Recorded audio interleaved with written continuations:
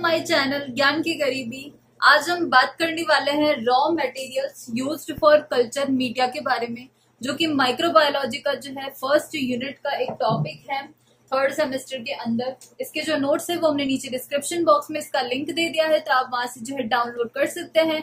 और आपको अगर ये वीडियो अच्छी लगे तो प्लीज इसे लाइक और शेयर करिए और हमारे चैनल को जो है सब्सक्राइब कर दीजिए। तो सबसे पहले हम जो है समझेंगे कि कल्चर मीडिया आखिर क्या होता है।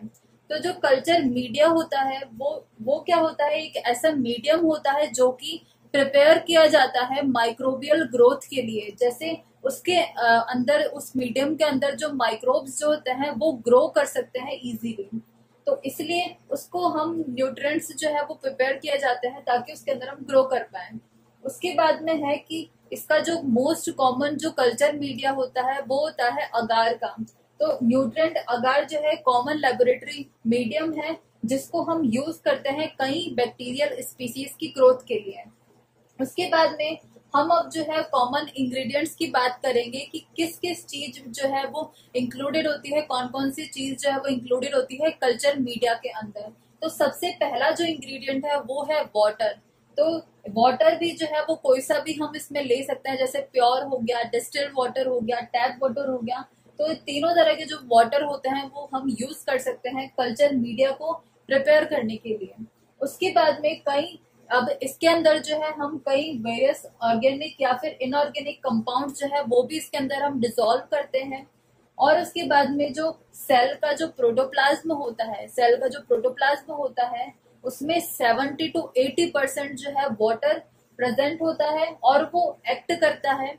और वाटर जो है वो व्हीकल की तरह भी जो है वो एक्ट करता है न्यूट्रिएंट्स के फ्लो के लिए। उसके बाद में हम सेकंड जो इंग्रेडिएंट की बात करते हैं तो वो है पेप्टोन। ये भी जो है वो इम्पोर्टेंट इंग्रेडिएंट होता है कल्चर मीडिया के अंदर। ये एक कॉम्प्लेक्स मिक्सचर होता है जो कि पार्शियली डाइजेस्टेड प्रोटीन्स का मिक्सचर होता है। अब ये जो पार्शियली डाइजेस्टेड प्रोटीन्स है वो हम कहाँ से ले सकते हैं, तो इसके जो सोर्स है वो होता है लीन मीट हो गया, हार्ट मसल हो गई, कैसीन हो गया, फाइब्रिन हो गया, सोया मील हो गया। तो इन सब से जो है पार्शियली डाइजेस्टेड प्रोटीन ऑब्टेन करते हैं और वो जो है इसके मिक्सचर्स को हम बोलते हैं पेप्टोन्स।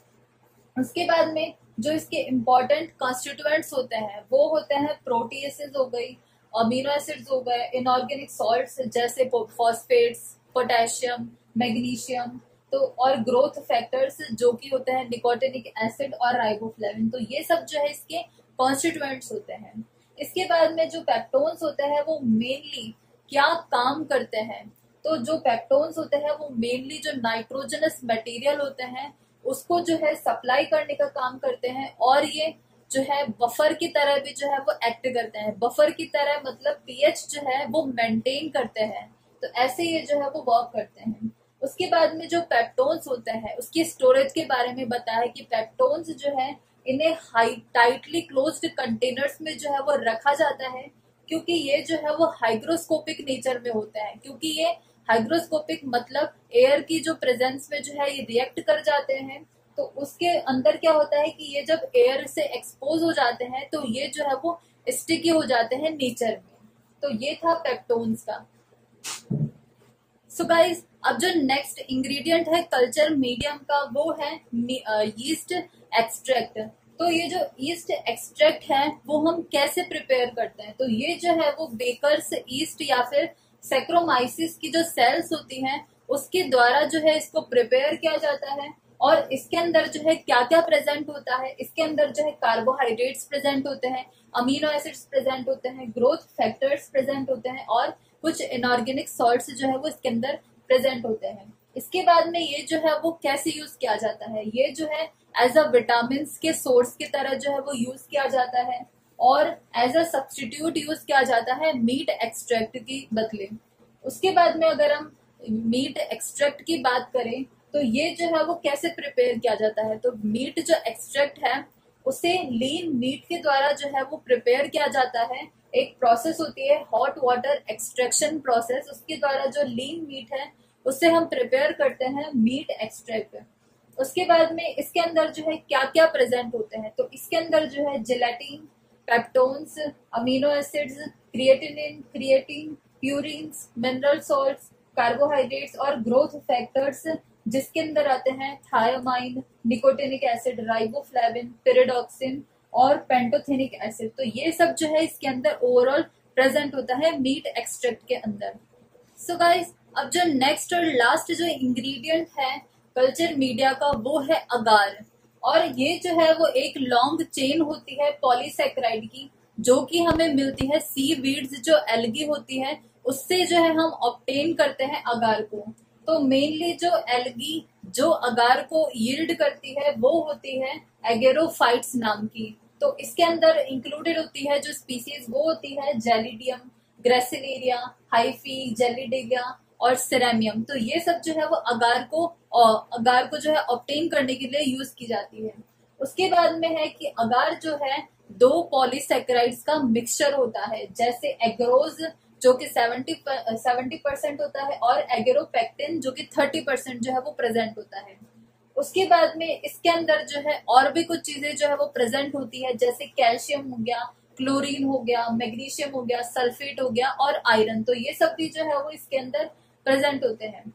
उसके बाद में जो अगार होता है या फिर हम इसे अगार अगार भी बोलते हैं, तो इसको ये जो है वो कॉमनली यूज होता है सॉलिड मीडियम को प्रोड्यूस करने के लिए। तो इसका जो मेन जो काम होता है वो होता है कि ये जो है सॉलिड मीडियम के अंदर जो है कन्वर्ट कर देता है। अगर कुछ लिक्विड होता है तो उसको सॉलिड बना देता है।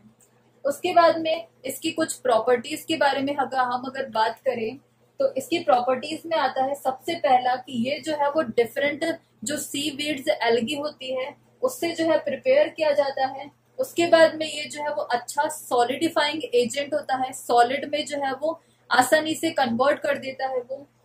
उसके बाद में है कि इसकी जो है कोई भी न्यूट्रिशनल वैल्यू जो है वो नहीं होती है मीडियम के अंदर। उसके बाद में है कि ये बैक्टीरियोलॉजिकली जो है वो इनर्ट होता है, इसका जो है बैक्टीरिया का जो है इसके ऊपर कोई भी प्रभाव नहीं पड़ता है। उसके बाद में है कि ये जो है वो स्टेबल रहता है और फर्म रहता है अलग अलग टेम्परेचर्स पे, जो कि इंक्यूबेशन के लिए जो है वो यूज किए जाते हैं। तो ये हर जो है वो टेम्परेचर पे स्टेबल रहता है ज्यादातर। उसके बाद में है कि ये जो है वो अगर इसको हम 95 से 98 डिग्री तक का जो टेम्परेचर है उसके ऊपर ये जो है वो मेल्ट हो जाता है और ये जो है वो लिक्विड के ऊपर रहता है 40 से 42 डिग्री सेल्सियस के टेम्परेचर के ऊपर।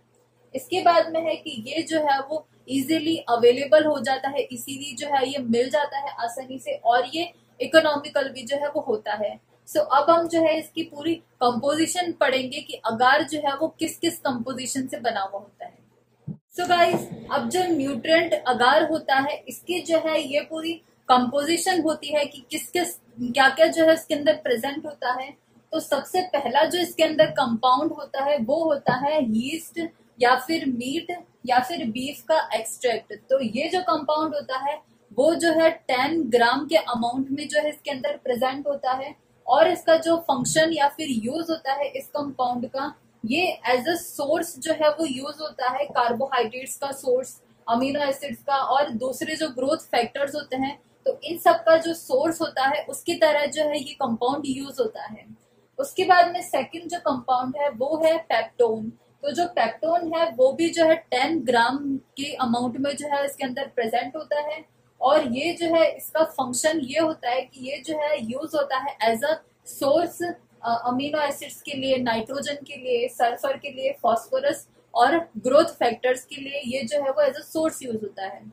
उसके बाद में थर्ड जो कंपाउंड है वो है सोडियम क्लोराइड। सोडियम क्लोराइड जो है ये 5 ग्राम जो है इतने अमाउंट में प्रेजेंट होता है और इसका जो फंक्शन होता है ये जो है वो एज अ इलेक्ट्रोलाइट जो है ये वर्क करता है, एज अ फंक्शन करता है। उसके बाद में जो फोर्थ कंपाउंड है वो है अगार। जो अगार है वो हम 20 ग्राम जो है यूज करते हैं और वो जो है यूज होता है एज अ सॉलिडिफाइंग एजेंट। हमने पहले भी पढ़ा था कि जो अगार है वो सॉलिड मीडियम में जो है कन्वर्ट हो जाता है, इसलिए इसको जो है सॉलिडिफाइंग एजेंट बोलते हैं। उसके बाद में जो फिफ्थ जो कंपाउंड है वो है डिस्टिल्ड वाटर। अब डिस्टिल्ड वाटर जो है हम उतना डालते हैं कि ये जो पूरा कंपोजिशन है वो पूरा 1000 ml तक जो है वो बन जाए, तो ये जो है एज अ व्हीकल यूज होता है। सो गाइस, ये थे पूरे रॉ मटेरियल्स जो कि कल्चर मीडिया के लिए जो है यूज होते हैं और इसके जो नोट्स है वो हमने नीचे डिस्क्रिप्शन बॉक्स में इसका लिंक दे दिया है, तो आप वहां से जो है डाउनलोड कर सकते हैं। And thanks for watching this video, and if you like this video, please hit the like button and subscribe my channel Gyan Ki Garibi and hit the bell icon to get notifications for my new videos.